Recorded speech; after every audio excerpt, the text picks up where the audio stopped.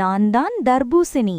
என்னிடம் சுமார் 92% நீர் சத்து மற்றும் vitamin A, C, potassium, lycopene ஆகிய சத்துக்கள் என்னிடம் நிறைய இருப்பதோடு உடலை நீரேற்றத்துடன் வைத்துக் கொள்ளவும் பயன்படுகிறேன்.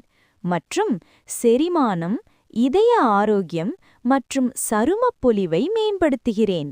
நான் உடல் உஷ்ணத்தை குறைத்து இரத்த அழுத்தத்தை சீராக்கி பசியை கட்டுப்படுத்தி உடல் எடை மேலாண்மைக்கு உதவுகிறேன்.